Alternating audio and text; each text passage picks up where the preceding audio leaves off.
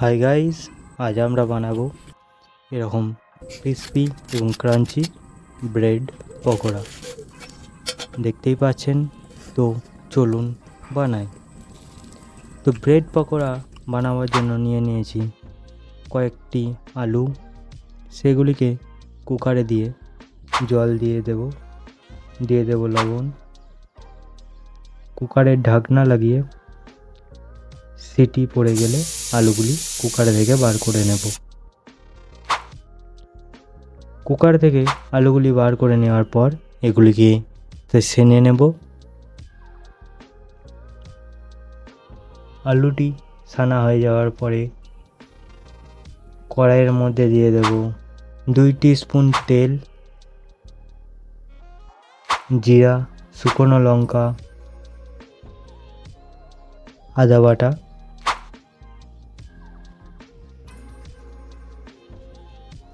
এগুলিকে ভালো করে নাড়াচাড়া করে নেব।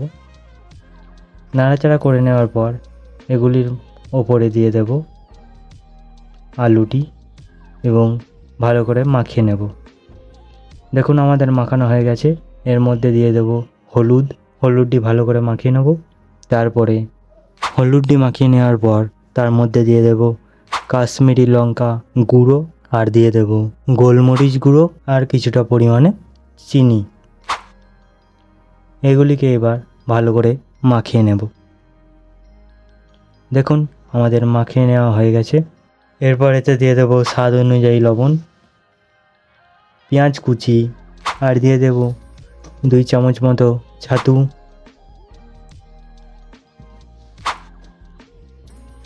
এগুলিকে ভালো করে মাখিয়ে নেব।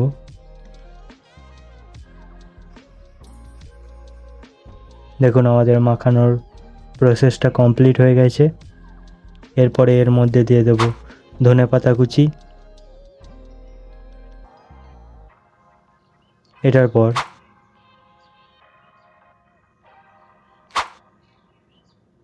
পাউরুটি নিয়ে নিয়েছি। এটির চারধারেই বাদামি রঙের যে অংশগুলি রয়েছে সেটিকে কেটে নেব।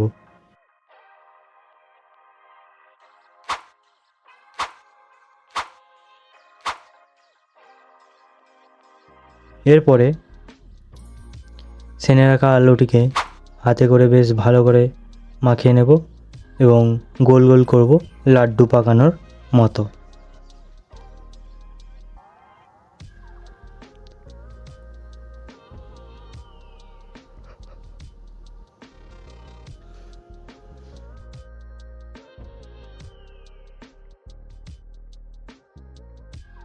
দেখুন এবারে একটা বাটিতে জল নিয়ে নিয়েছি।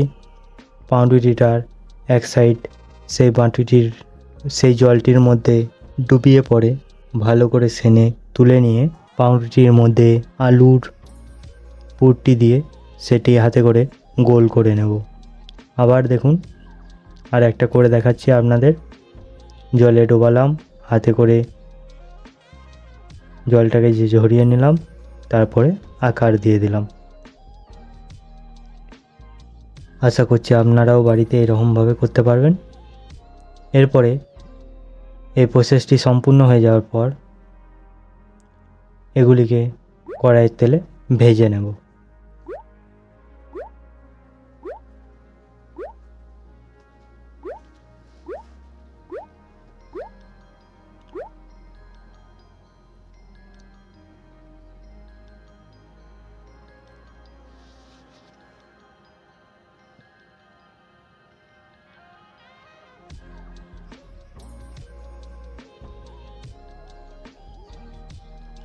হালকা রং এসে এটিকে উল্টে দেব।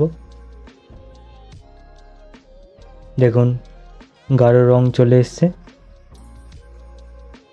এবার এগুলিকে তুলে নেব একটি পাত্রে।